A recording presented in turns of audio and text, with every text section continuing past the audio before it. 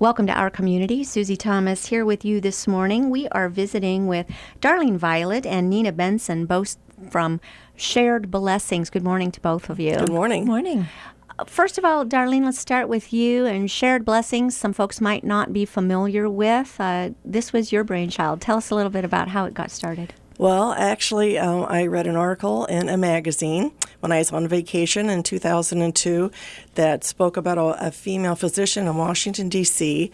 that worked in a low-income clinic, and she had many patients that had an immediate need, say, be it medicine for their child, shoes for their child, money for a child to go on a field trip, electricity, things that they needed immediately. They didn't have time to go through the steps with a social service agency. So she started, first she was giving money out of her own pocket, and then she thought, well, a lot of people would like to help. So she started having potluck dinners at her home where people would bring a dish to share, and then they would also bring a check for $35. And she had a separate account. So from then on, whenever a patient would say, Doc, I really need help with this, she would be able to write them a check from this checking account. Wow. Well, I couldn't fulfill this idea the way she was doing it, but I met with 4 friends, and Nina was one of them, one of my original board members, and we talked about how we could tweak this idea for Stark County. And we came up with the idea of having 5 meetings a year where we'd help a different organization every year, or schools. Sometimes we help schools in low-income areas. And same premise, though. People bring a potluck dish to share and a check for at least $35. Most people do that. Some people do a lot more than that. Whatever they want to give is accepted and greatly appreciated. And someone from the organization comes and talks, and they also provide a wish list of things that they could use. It could be anything from cans of food to gift cards to school supplies, whatever that particular organization needs. And so we sat at our first meeting in February of 2003. I think we had about 15 people there and made about $600. Wow. That was our start.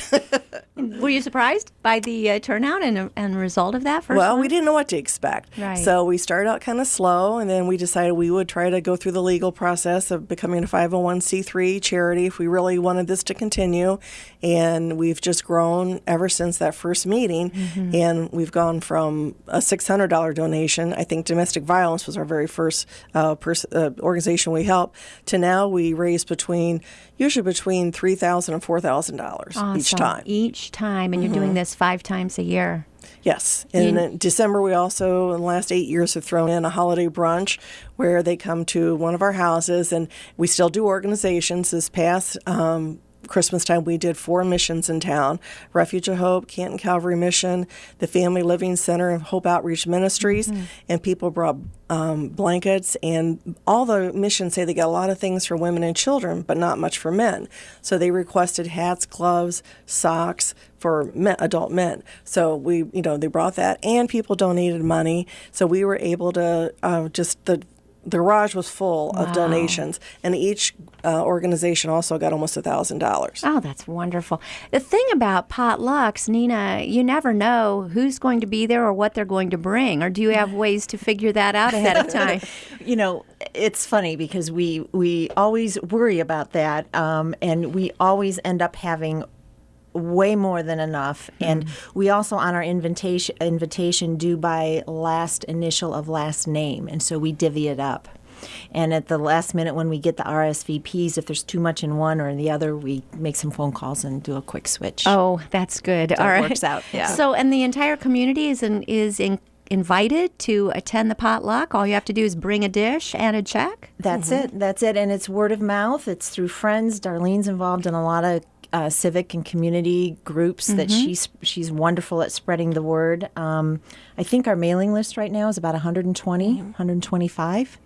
Some people leave the area, move out of town, that kind of thing, but then they have new friends move in. So we always have different faces at every meeting, which is nice. That's so fun. Now, these potlucks, when you say meeting, these are the potlucks that you're talking about. Yes. Right. I'm sensing that there's just a great deal of fellowship that takes place at these. Oh, absolutely. Absolutely. I think. And if people can't come to the meeting, they a lot of times send in the check anyway.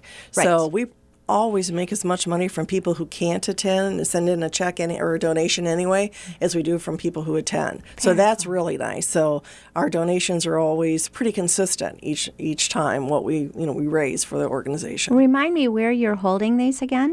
We meet every time at the St. Stephen Martyr Lutheran Church on the corner of Dressler and Fulton, kind of by Hollydale Farms. Yes, right there on the corner there. 6:30 p.m. and usually we're done by 8.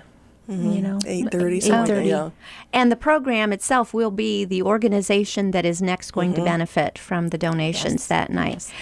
So tell me, where can people go to get the list of all of your upcoming potlucks so we can get them on the calendar? Well, the very next, right now, we're just finishing one for the First Tee, which is a golf-related organization that teaches I guess we would say low-income children how to play the game of golf. And at first we thought, oh, is that, but when we went to visit it, we always go visit the organizations, and it's really a wonderful, and I didn't even realize it's a nationwide organization. And they can get scholarships, but they teach values and honesty and good sportsmanship. So it's a lot more than just learning how to play golf. Plus, they have the chance to compete in tournaments all across the country and, like I said, even get college scholarships. So that's what we just ended up, and that was a no-show. We used to meet in February when we got snowed out every time, so we made February a no-show. Our next meeting is April 19th, and it's going to be for Love Andrew, which is an organization that deals with autistic children. Yes. And Nicole Schumacher started it, and they are starting to do these, what they call quiet rooms in areas, elementary schools, where a lot of times children, not only with autism, but other learning disabilities, get overwhelmed with sensory overload. So they're making these quiet rooms for the kids to retreat to when they need to. And Nice.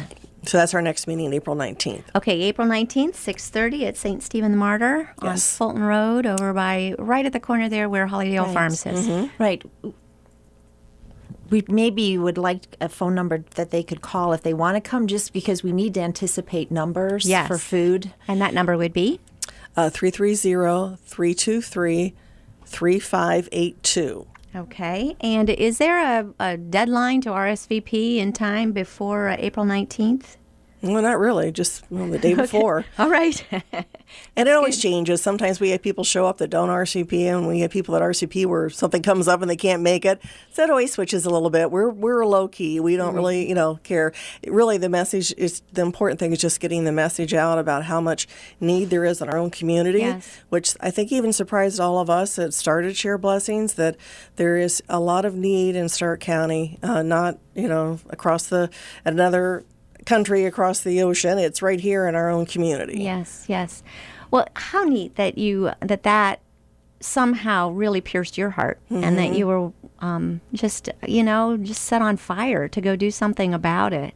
And I love that it started with $600, and how many people at that first one? I think maybe 12 to 15. Yeah. It was very small. Yeah. And then we just held the first couple in homes, and then we decided, okay, we need to actually establish a place to go.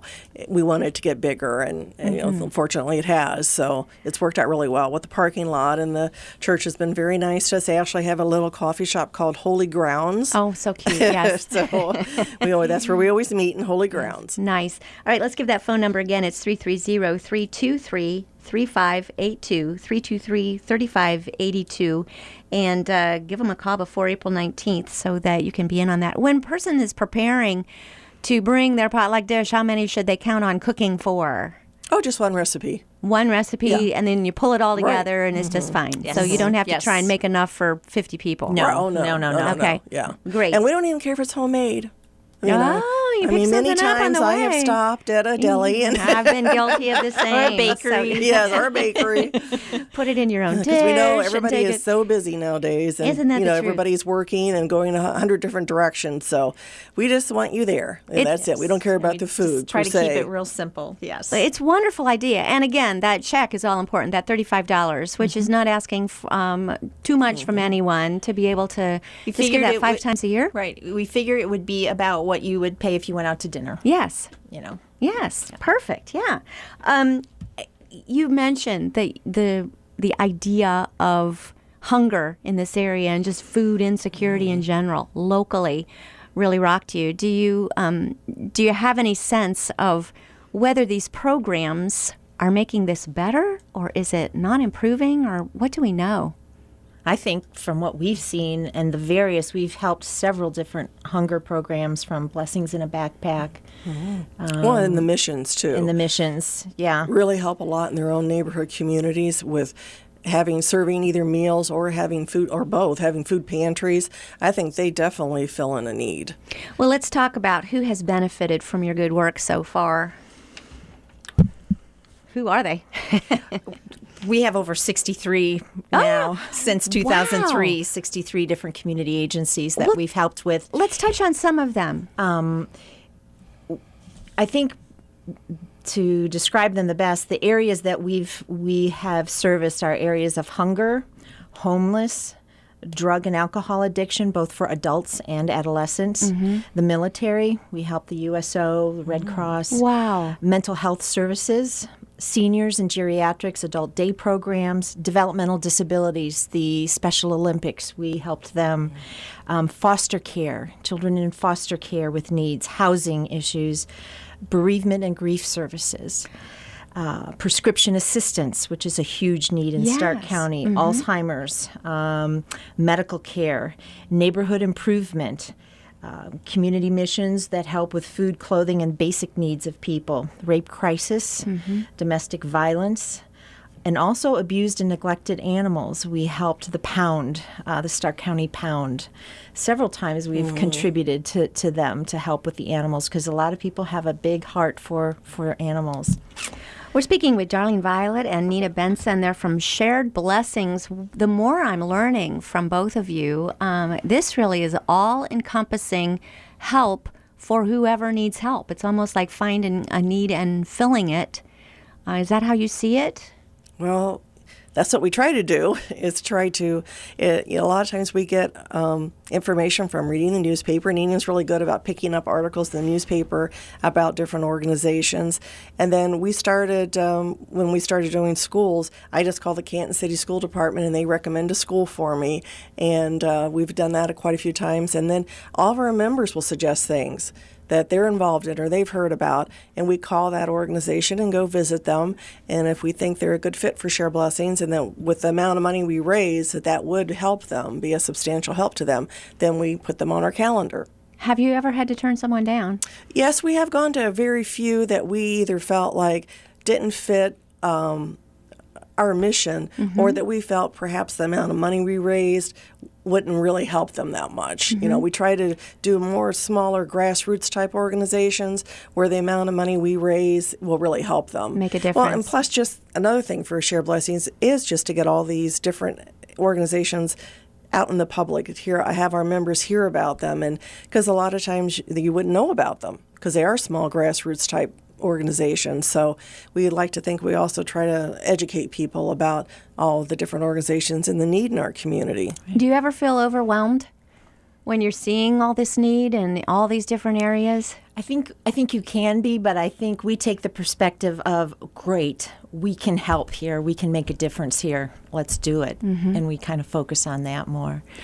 And I think also we all the monies stay in Stark County, and that's important to us. Some of the agencies we've looked at, they go outside, but we've wanted to specifically in our mission help Stark County with Stark County needs. This is awesome, and it's great for organizations and agencies to know that there is additional help. I think people think of the usual suspects, the Stark Community Foundation, the United Way. They think of these as the ways to get funding for their particular programs and projects. Here is Shared Blessings with kind of an eye for the up-and-comer, or the, if I'm reading this right, the one that might be off people's radars, and including schools. Absolutely. I'm very curious about schools. Tell me a little bit more about what you've done for the schools. Well, the very first school we helped was Mad Jets. We have also helped Allen, Belden, Duber, Gibbs. Franklin, Gibbs.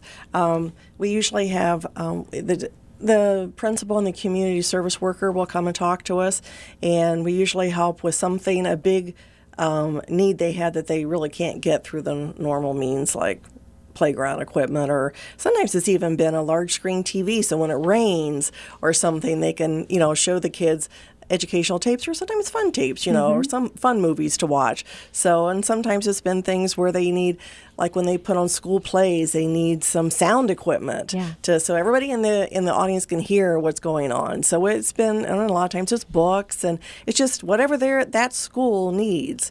And then we try to fulfill that need by our donations and their wish list. It's awesome work. We're going to have to take a break. We'll be right back with Darlene Violet and Nina Benson. You're listening to Our Community.